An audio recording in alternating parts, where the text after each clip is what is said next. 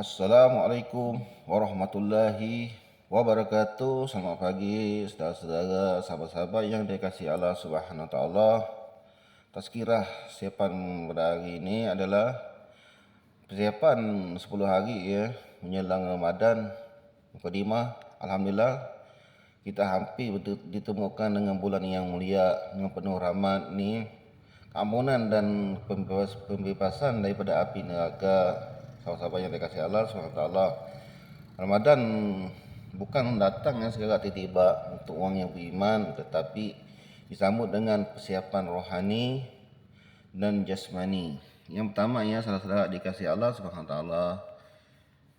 betulkan niatkan dari awal bahawa bulan Ramadan ni kali ini untuk mendekatkan diri kita kepada Allah SWT, bukan sekadar menahan lapar dan dahaga saja.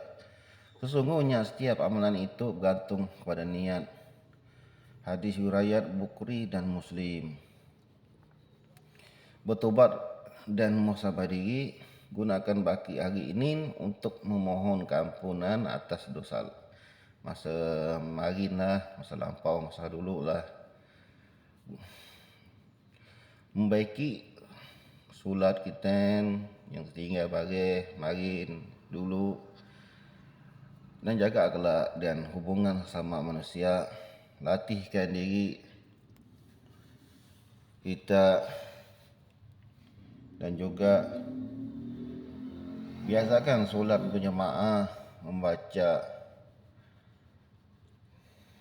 Al-Quran, zikir, berselawat Nabi Muhammad sallallahu alaihi wasallam, agar apabila Ramadan tiba esok hati dah bersedia.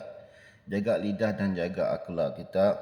Ramadan bukan hanya puasa perut, tetapi juga puasa lidah, mata dan hati daripada perkara-perkara sia-sia dan menyakitkan hati orang lain. Rancang amalan Ramadan sediakan bulan ringkas khatam Al-Quran, solat sunat dan qiyam, sedekah harian walaupun kecil. Kerana amalan yang sedikit tapi berurusan lebih dicintai Allah Subhanahu Wa Taala. Mainlah kita sambut Ramadan dengan hati yang bersih, jiwa yang tenang dan tekad untuk berubah menjadi hamba yang baik. Baik ya Allah, sampaikanlah kami ke bulan Ramadan dengan penuh berkah. Terima kasih kepada kami dan aku Muhammad Agus bin Muhammad Sarih dan Muhammad Asli. Itu je lah yang kena sampaikan pada saudara kita, sahabat kita, abang-abang, kakak-kakak.